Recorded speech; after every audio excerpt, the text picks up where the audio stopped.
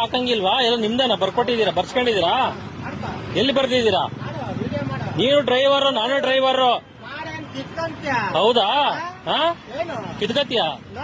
ಹೌದಾ, ಕಿತ್ಕೊ ಹಂಗಾರೆ. ಏನ್ ಆಟೋ ಸ್ಟ್ಯಾಂಡ್ ಎಲ್ಲ ಅಲ್ಲ ಹಾಕೊಂಡ್ಬಿಟ್ರಲ್ಲ, ನಿಮ್ದೇನ ಇದು? ಏನ್ ಮಾಡ್ತಿ ಈಗ? ಏನ್ ಹೌದಾ? ಹಾಕಲ್ಲ, ಅದ್ ಏನ್ ಮಾಡ್ತೀಯ ಮಾಡ್ಕೊ. ಹಾಕಲ್ಲ, ಅದ್ ಏನ್ ಮಾಡ್ತೀಯ? ಹೊಡಿತೀಯ? ಬಾ ಹೊಡಿ, ಹೊಡಿ ಬರ.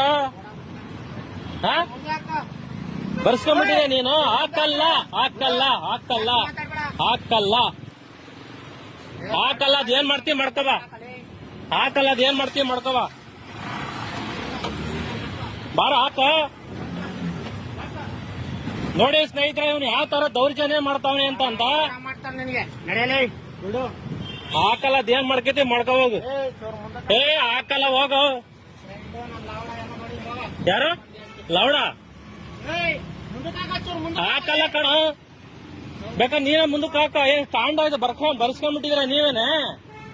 ನೀನು ಆಟೋ ಡ್ರೈವರ್, ನಾನು ಆಟೋ ಡ್ರೈವರ್. ಫಸ್ಟ್ ರೆಸ್ಪೆಕ್ಟ್ ಕೊಡೋದ್ ಕಲಿ. ಏನ್ ಹಾಕಲ್ಲ ನಾನು, ನೀನ ಮುಂದಕ್ಕೆ ಹಾಕೋ. ಏನಾಗುತ್ತೆ? ನೀನೇ ಹಾಕೊಂಡ್ಬಿಟ್ರೆ ಏನಾಗುತ್ತಪ್ಪ? ಗೋಲ್ಡ್ ಪೋಲ್ಡ್ ಎಲ್ಲ ಹೇಳಕ್ ಹೋಗ್ಬೇಡ ನೀನು. ಹೊಡಿತೀಯಾ? ಹೊಡಿ ಬಾ. ಆಯ್ತು ಬಾ, ಹೊಡಿ ಬಾ, ಹೊಡಿ ಬರೋ, ಹೊಡಿ ಬಾ. ಇಂಥ ಡ್ರೈವರ್ಗಳು ಇರೋದ್ರಿಂದನೇ ಆಟೋ ಡ್ರೈವರ್ಗಳಿಗೆ ಕೆಟ್ಟ ಹೆಸರು. ಬರ್ಸ್ಕೊಂಡ್ಬಿಟ್ಟಿದ್ರು ನಿಮ್ಮೆಲ್ಲ. 9 ಯಾರು ಅಂತ ಗೊತ್ತಿದೆ. 9 ಯಾರು ಅಂತ ಗೊತ್ತಿದೆ, ನೀನೇ ಗೊತ್ತಿದೆ 9 ಯಾರು ಮಾತಾಡ್ತಾವ್ರೆ ಅಂತ. 9 ನಾನಾ? ಬಾ ತೋರಿಸ್ತೀನಿ 9 ಯಾರು ಅಂತ. ಅವ್ರೇ ನೀಯತ್ತಾಗಿ ಭಿಕ್ಷೆ ಬೇಡಿಕೆ ದುಡಿತಾವ್ರೆ.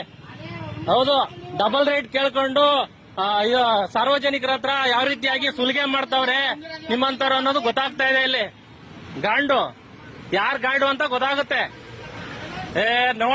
ನೋಡಿ ಸ್ನೇಹಿತರೆ, ಯಾವ ತರ ಮಾತಾಡ್ತಾನೆ ಇವನು. ಆಟೋ ಡ್ರೈವರಿಗೆ ಒಂದು ರೆಸ್ಪೆಕ್ಟ್ ಇಲ್ಲ, ಏನಿಲ್ಲ. ಇವಂದಂತೆ ಬರ್ಸ್ಕೊಂಡ್ಬಿಟ್ಟಿದ್ದಾನೆ ಪ್ರೀಮಿಯಂ ಮೆಟ್ರೋ ಸ್ಟೇಷನ್ ಇವನು. ಇಲ್ಲಿ ಡ್ರೈವರ್ ಹತ್ರ ಯಾರು ಕಸ್ಟಮರ್ ಯಾರು ಬಂದ್ರೆ ಡಬಲ್ ರೇಟ್ ಕೇಳ್ಕೊಂಡು ಇವ್ರದ್ದು ಅಡ್ಡ ಮಾಡ್ಕೊಂಡ್ಬಿಟ್ಟಿದ್ದಾರೆ ಅವ್ರಿಗೆ. ಹಾಯ್ ಸ್ನೇಹಿತರೆ, ವೆಲ್ಕಮ್ ಟು ನಮ್ಮ ನ್ಯಾಷನಲ್ ಮತ್ತೊಂದು ವಿಡಿಯೋ. ಸ್ವಾಗತ. ನಾನು ನಿಮ್ಮ ಪ್ರೀತಿಯ ಶಂಕರ್. ನಿಮ್ಗೆ ಆಲ್ರೆಡಿ ಒಂದು ವಿಡಿಯೋ ಹಾಕಿದ್ದೆ, ನೋಡ್ಕೊಂಡು ಬಂದಿದ್ದೀರಾ. ಸೊ ಈ ವಿಡಿಯೋ ಬಗ್ಗೆ ನಾನು ಮಾತಾಡೋದಾದ್ರೆ, ಒಂದಷ್ಟು ಜನ ಹೇಳ್ತಿರ್ತಾರೆ. ಸೊ ಒಂದಷ್ಟು ಜನ ನಾನು ಇಲ್ಲಿ ಫಸ್ಟ್ ಆಫ್ ಆಲ್ ಗೈಡ್ಲೈನ್ಸ್ನ ಕೊಡ್ತಿದ್ದೀನಿ. ಈ ವಿಡಿಯೋದಲ್ಲಿ ನಾನೇನಾದರೂ ತಪ್ಪಾಗಿ ಮಾತಾಡಿದ್ರೆ ಸರಿಪಡಿಸಿ. ಆ್ಯಂಡ್ ಈ ವಿಡಿಯೋನ ಎಲ್ಲರಿಗೂ ಕೂಡ ನಾನು ಮಾತಾಡ್ತಾ ಇಲ್ಲ, ಕೆಲವರಿಗೆ ಮಾತ್ರ ಈ ವಿಡಿಯೋನ ಮಾಡ್ತಾ ಇದ್ದೀನಿ. ಒಂದಷ್ಟು ಜನ ಲೈಕ್ ಈ ಸೋ ಕಾಲ್ಡ್ ಯೂಟ್ಯೂಬರ್ಸ್ ಅಂತ ಹೇಳ್ಕೊಂಡು ಒಂದಷ್ಟು ಅಸೋಸಿಯೇಷನ್ಸ್ನ ಅಧ್ಯಕ್ಷರು, ಉಪಾಧ್ಯಕ್ಷರು, ಒಂದಷ್ಟು ಜನ ಆಟೋ ಯೂನಿಯನ್ನವರು ಒಬ್ರು ಕೆಲವರು ವಿಡಿಯೋಸ್ನ ಮಾಡ್ತಾರೆ ನಮ್ಮ ಬಗ್ಗೆ. ನಮ್ಮ ಹಂಗೆ ಹಿಂಗೆ ನಾವು ಸಾಚ ಆ ಥರ ಈ ಥರ ಅಂತ ವಿಡಿಯೋಸ್ನ ಮಾಡ್ತಾರೆ. ಇದು ಏನು ಸರ್? ಇದು ನಿಮಗೆ ಪ್ರಶ್ನೆ, ಇದು ಏನು? ಓಕೆನಾ? ಸೊ ನೋಡಿ, ನಮ್ಮ ಬೆಂಗಳೂರಲ್ಲಿ ಏನು ಈ ಆಟೋ ಚಾಲಕರದಂತ ಇದೆಯೋ ಅದರಲ್ಲಿ ಫಸ್ಟ್ ಆಫ್ ಆಲ್ ಕೆಲವರು ಮಾಡುವಂಥ ಸಮಸ್ಯೆಗಳಿಂದ ಎಲ್ಲರಿಗೂ ಇಲ್ಲಿ ನಾವು ಪಿನ್ ಮಾಡಲೇಬೇಕಾಗುತ್ತೆ. ಯಾಕೆಂದರೆ ಈಗ ನೋಡಿ, ನಾನು ಪ್ರತಿಯೊಂದು ಸರಿನೂ ವಿಡಿಯೋದಲ್ಲಿ ಸುಮಾರು ಸರಿ ನಾನು ಹೇಳಿದ್ದೀನಿ, ಯಾರೋ ಒಬ್ಬ ಏನೋ ಸಮಸ್ಯೆ ಮಾಡೋದ್ರಿಂದ ಎಲ್ಲರಿಗೂ ಕೂಡ ಇದು ಅನ್ವಯಿಸುತ್ತೆ, ಎಲ್ಲರೂ ಇದು ಮಾಡಬೇಕಾಗುತ್ತೆ. ಈಗ ಒಂದು ಇದರಲ್ಲಿ ಕೆಲಸ ಮಾಡ್ತಿದ್ದೀರಿ, ಆಟೋದ ಇದಾಗಿ ಡ್ರೈವರ್ ಕೆಲಸ ಮಾಡ್ತಿದ್ದಾರೆ, ಯಾರೋ ಒಬ್ಬ ಆಟೋ ಡ್ರೈವರ್ ಏನೋ ಮಾಡೋದಂದ್ರೆ ಎಲ್ಲರನ್ನೂ ಸೇರಿಸಿನೇ ಅಂತಾರೆ. ಸೊ ಈಗ ವಿಷಯ ಏನಪ್ಪ ಅಂತಂದರೆ, ನಿನ್ನೆ ಒಬ್ಬ ಯಾರೋ ಆಟೋ ಚಾಲಕ ಮೇಲೇ ಗಲಾಟೆ ಮಾಡ್ತಾ ಇರೋದು. ಅದು ಏನೋ ಜಸ್ಟ್ ಏನೋ ಒಂದು ಪಾರ್ಕಿಂಗ್ ವಿಚಾರಕ್ಕೆ. ಸೊ ಸೀರಿಯಸ್ಲಿ ಹೇಳ್ಬೇಕು ಅಂತಂದರೆ, ನನಗೆ ಅದನ್ನು ನೋಡಿದಾಗ ನನಗೆ ಅನಿಸಿದ್ದೇನೆ ಅಂತಂದರೆ, ಇವ್ರಿಗೆ ಒಗ್ಗಟ್ಟಿಲ್ವಾ? ಇವ್ರು ಯಾಕೆ ಈ ರೀತಿ ಮಾಡ್ಕೊತಿದ್ದಾರೆ? ನೋಡಿ, ಒಂದೇನು ಗೊತ್ತಾ, ಈಗ ಅವರು ಕಷ್ಟಪಡೋಕ್ಕೆ ಬಂದಿರೋದು, ಇನ್ನೊಬ್ಬ ವ್ಯಕ್ತಿನೂ ಕಷ್ಟಪಡೋಕ್ಕೆ ಬಂದಿರೋದು. ಈಗ ಓಕೆನಾ, ಈಗೇನಲ್ಲಿ ಗಲಾಟೆ ಮಾಡಿದ್ರಲ್ಲ ಆ ವ್ಯಕ್ತಿ ಕೂಡ ಕಷ್ಟಪಟ್ಟು ದುಡಿಬೇಕಂತಲೇ ಬಂದಿರ್ತಾನೆ. ಈಗ ಯಾರು ವಿಡಿಯೋ ಮಾಡಿದ್ರಲ್ಲ ಆ ವ್ಯಕ್ತಿ ಕೂಡ ಕಷ್ಟಪಟ್ಟು ದುಡಿಲೇಬೇಕಂತ ಬಂದಿರ್ತಾನೆ. ಸೊ ನಿಮಗೆ ನೀವು ಸಪೋರ್ಟ್ ಮಾಡ್ಕೊಂಡಿರ ಈ ರೀತಿ ಅವಾವೇಶ ಶಬ್ದಗಳು, ಅದ್ರ ಜೊತೆಗೆ ಏನೋ ನಿಮ್ಮದೇ ಆದಂಥ ನಮ್ಮದೇ ಜಾಗ ಅದು ನಂದೇ ಅನ್ನೋ ಥರ ನೀವು ಮಾತಾಡೋಂಥ ಮಾತುಗಳು ಯಾವ ರೀತಿ ಸರಿ ಇದು ಅಂತ ನಾನು ಕೇಳಕ್ಕೆ ಇದು ಮಾಡ್ತೀನಿ. ಸೊ ನಿಜವಾಗ್ಲೂ ಹೇಳ್ತಾ ಇದ್ದೀನಿ, ಇಂತಹ ಎಷ್ಟೋ ಸಿಚುವೇಶನ್ಸ್ನ ನಮ್ಮ ಬೈಕ್ ಟ್ಯಾಕ್ಸಿ ರೈಡರ್ಸು ಕೂಡ ಫೇಸ್ ಮಾಡಿಬಿಟ್ಟಿದ್ದಾರೆ. ಓಕೆನಾ? ಸೊ ಒಂದಷ್ಟು ಜನ ಹೇಳ್ತಾರೆ, ನಮ್ಮಲ್ಲಿ ಯಾವುದೇ ರೀತಿ ಈ ರೀತಿ ನಡ್ಕೊಳ್ಳಲ್ಲ, ಓಕೆ ಸಿಚುವೇಶನ್ನು ಡ್ಯೂಟಿಲಿಲ್ಲ ಅನ್ನೋ ಫ್ರಸ್ಟ್ರೇಷನ್ನು, ಅದರಿಂದ ನಾವು ಈ ರೀತಿ ನಡ್ಕೊಳ್ಳೋ ಪರಿಸ್ಥಿತಿ ಬರುತ್ತೆ ಅಂತ ಒಂದಷ್ಟು ಕಡೆ ನಾವು ನೋಡಿದ್ದೀವಿ. ಸೊ ಓಕೆ, ಒಪ್ಕೊತೀನಿ, ಒಂದಷ್ಟು ಜನ ಕಷ್ಟ ಇರುತ್ತೆ, ಆ ಥರ ನಡ್ಕೊಂತಾರೆ. ಸೊ ಒಪ್ಪಂದಿನ ಒಂದಷ್ಟು ಜನ ಆಗುತ್ತೆ.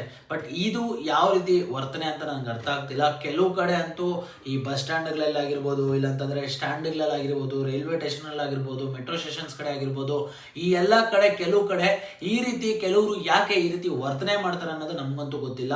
ಬೈಕ್ ಟ್ಯಾಕ್ಸಿ ಅವರು ಹೋದ್ರೆ ಅಂತೂ ಖಂಡಿತ ಅವ್ರಿಗಂತೂ ಇದೇ ರೀತಿ ಸಮಸ್ಯೆ ಮಾಡ್ತಾರೆ. ಕ್ಯಾಬ್ ಅವರು ಹೋದ್ರೂ ಇದೇ ರೀತಿ ಸಮಸ್ಯೆ ಮಾಡ್ತಾರೆ. ಕಡೆಗೂ ಆಟೋ ಚಾಲಕರು ಹೋದ್ರೂ ಕೂಡ ಇದೇ ರೀತಿ ಸಮಸ್ಯೆ ಮಾಡ್ತಾರೆ. ಅಂತಂದ್ರೆ ಯಾಕೆ ನಿಮ್ಮಲ್ಲಿ ಕೆಲವ್ರಿಗೆ ಈ ರೀತಿ ನೀವು ಯಾಕೆ ಮಾಡ್ತೀರಾ ಅನ್ನೋದು ನಿಮಗೆ ನಾನು ಪ್ರಶ್ನೆ ಮಾಡ್ತೀನಿ. ಈಗ ಮೊನ್ನೆ ಒಂದು ವಿಡಿಯೋ ನೋಡಿದೆ ನಾನು, ನೀವು ನೋಡಿದಿರೋ ಇಲ್ಲೋ ಗೊತ್ತಿಲ್ಲ. ಮೆಜೆಸ್ಟಿಕ್ ಮೆಟ್ರೋ ಸ್ಟೇಷನ್ ಹತ್ರ ಒಬ್ಬ ಕ್ಯಾಬ್ ಡ್ರೈವರು ಪಾಪ ಒಂದು ವಿಡಿಯೋನ ಮಾಡಾಕ್ತಾರೆ. ಲೈಕ್ ಅವರು ಕೂಡ ಲೈಕ್ ತುಂಬ ಬೇಜಾರು ಮಾಡಿಕೊಂಡು ಅವ್ರ ಕಾರ್ಗೆ ಡ್ಯಾಮೇಜ್ ಆಗಿ ಅವ್ರಿಗೆ ಕೆಟ್ಟದಾಗಿ ನಿಂದಿಸಿ ಏನು ಅವ್ರು ಹೇಳೋದೇನಂತಂದ್ರೆ ನಾವು ಇಲ್ಲಿ ಬರಬಾರ್ದ, ನಿಮ್ದ ಇದು ಅವ್ರಿಗೇನೋ ಲೈಕ್ ನೀವು ಬರಂಗೇ ಇಲ್ಲ ಅನ್ನೋ ಥರ ಹೇಳೋದು. ಲೈಕ್ ನೀವು ಇಲ್ಲಿಗೆ ಯಾಕೆ ಬರ್ತೀರ, ನೀವು ಬರಂಗಿಲ್ಲ, ನೀವು ನಮ್ದಿದು ಅನ್ನೋ ಥರ ಮಾತುಗಳು. ಸೊ ಆ ವಿಡಿಯೋ ನಾನು ನೋಡಿದ್ದೀನಿ. ಅಕಸ್ಮಾತ್ ನನಗೆ ಸಿಕ್ಕಿದ್ರೆ ಆ ವಿಡಿಯೋ ನಾನು ನಿಮಗೆ ಹಾಕ್ತೀನಿ.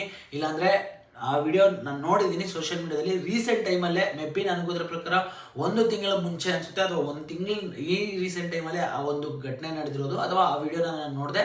ಸೊ ಅವ್ರು ಕ್ಯಾಬ್ ಅವ್ರಿಗೂ ಇದೇ ಸಮಸ್ಯೆ ಮಾಡ್ತಾರೆ. ಇನ್ನೇನಾದರೂ ಬೈಕ್ ಟ್ಯಾಕ್ಸಿ ಅವ್ರು ಯಾರಾದರೂ ಹೋಗ್ಬಿಟ್ರೆ ಮುಗ್ದೇ ಹೋಯ್ತು. ಬಡಿಯೋದು ಕೂಡ ಮಾಡಿಬಿಡ್ತಾರೆ. ಮೊಬೈಲ್ ಹೊಡೆದಾಕ್ಬಿಡ್ತಾರೆ, ಹೆಲ್ಮೆಟ್ ಹೊಡೆದಾಕ್ಬಿಡ್ತಾರೆ.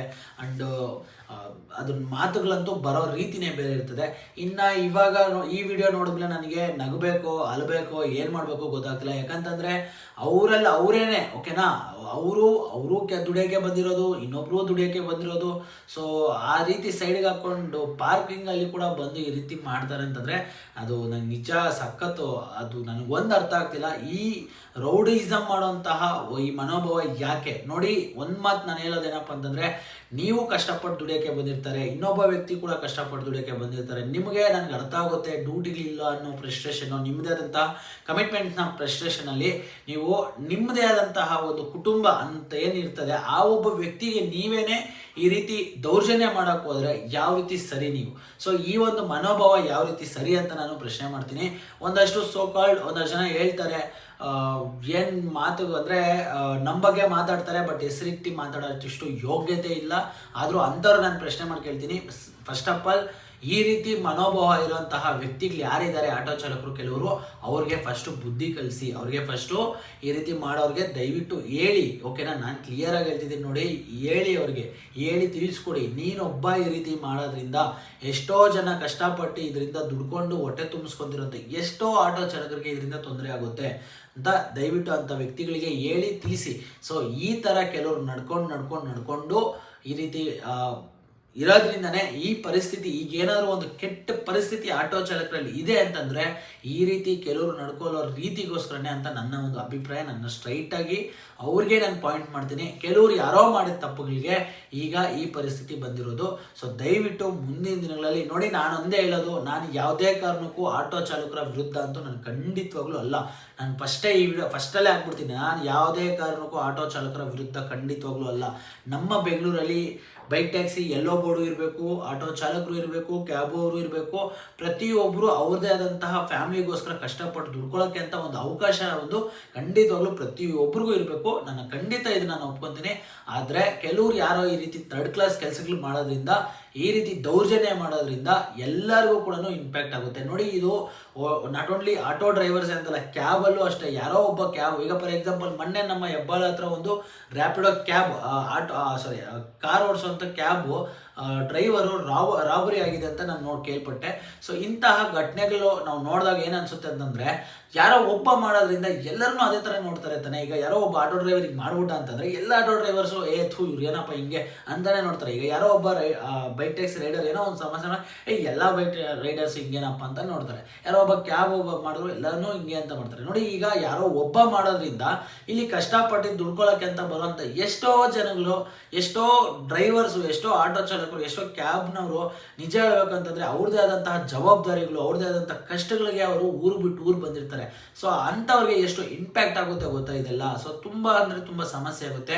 ದಯವಿಟ್ಟು ನಾನು ಹೇಳೋದು ಇಷ್ಟೇ, ಯಾರೋ ಒಬ್ಬ ಏನೋ ಮಾಡೋದ್ರಿಂದ ಪ್ರತಿಯೊಬ್ಬರಿಗೂ ಈ ಸಮಸ್ಯೆ ಆಗುತ್ತೆ. ದಯವಿಟ್ಟು ಯಾರು ಈ ರೀತಿ ಮಾಡ್ಕೊಳಕ್ಕೆ ಹೋಗ್ಬೇಡಿ ಅಂತ ಹೇಳ್ತೀನಿ. ಎಲ್ಲರಿಗೂ ಹೇಳ್ತೀನಿ, ನಾಟ್ ಓನ್ಲಿ ಆಟೋ ಚಾಲಕರಿಗೆ ಅಂತಲ್ಲ, ಕ್ಯಾಬ್ ಅವ್ರಿಗೆ ಆಗಿರ್ಬೋದು, ರ್ಯಾಪಿಡೋ ಬೈಕ್ ಟ್ಯಾಕ್ಸಿ ಮಾಡೋರ್ಗಾಗಿರ್ಬೋದು, ಯಾರಿಗೆ ಆಗಲಿ ನಾನು ಹೇಳೋದು ಇಷ್ಟೇ, ಒಬ್ಬರು ಏನೋ ಸಮಸ್ಯೆ ಮಾಡೋದು ಮಾಡ್ಕೊಳಕ್ಕೆ ಹೋಗ್ಬೇಡಿ.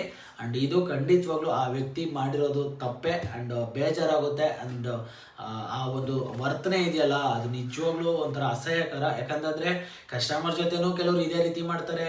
ಆ್ಯಂಡ್ ಅದೇ ಹೇಳ್ತಿದ್ದೀನಲ್ವಾ, ಕೆಲವರು ಹೆಂಗಂತಂದರೆ ಎಲ್ಲರಿಗೂ ಹಿಂಗೇನೆ. ಸೊ ಅದು ಯಾಕಂತ ನನಗೂ ಗೊತ್ತಿಲ್ಲ. ಸೊ ಇದ್ರ ಬಗ್ಗೆ ನಿಮ್ಮ ಅಭಿಪ್ರಾಯ ಏನು, ನಿಮ್ಮ ಅನಿಸಿಕೆ ಏನು ಅಂತ ದಯವಿಟ್ಟು ಕಮೆಂಟ್ ಬಾಕ್ಸಲ್ಲಿ ಕಮೆಂಟ್ ಮಾಡಿ. ಅದೇ ರೀತಿ ಈ ಇನ್ಫಾರ್ಮೇಷನ್ ನಿಮ್ಗೆ ಇಷ್ಟ ಆಗಿದ್ರೆ ನಮ್ಮ ಚಾನಲ್ ಸಬ್ಸ್ಕ್ರೈಬ್ ಮಾಡ್ಕೊಳ್ಳಿ. ಇದೇ ರೀತಿ ವೀಡಿಯೋಸ್ ಬೇಕಂತಂದರೆ ಇದೇ ಥರ ಏನಾದರೂ ವಿಷಯಗಳಿದ್ದರೆ ದಯವಿಟ್ಟು ನನಗೆ ನಮ್ಮ ವಾಟ್ಸಪ್ ಗ್ರೂಪ್ ಚಾನಲ್ ಲಿಂಕ್ನ ಕೊಟ್ಟಿರ್ತೀನಿ, ಅಲ್ಲಿ ಹೋಗಿ ದಯವಿಟ್ಟು ಮೆಸೇಜ್ ಮಾಡಿ ವಿಚಾರನ ತಿಳಿಸಿ. ನಾವು ಕೂಡ ಅದ್ರ ಬಗ್ಗೆ ವೀಡಿಯೋಸ್ನ ಮಾಡ್ತೀವಿ ಅಂತ ಹೇಳ್ತಾ, ಸೊ ಮುಂದಿನ ವಿಡಿಯೋದಲ್ಲಿ ಸಿಗೋಣ. ನಾನು ನಿಮ್ಮ ಪ್ರೀತಿಯ ಶಂಕರ್. Bye friends. ಆ್ಯಂಡ್ ನಮ್ಮ ಚಾನಲ್ ಸಬ್ಸ್ಕ್ರೈಬ್ ಮಾಡ್ಕೊಂಡ್ರೆ ಸಬ್ಸ್ಕ್ರೈಬ್ ಮಾಡ್ಕೊಳ್ಳಿ. ಮುಂದಿನ ವಿಡಿಯೋದಲ್ಲಿ ಸಿಗೋಣ.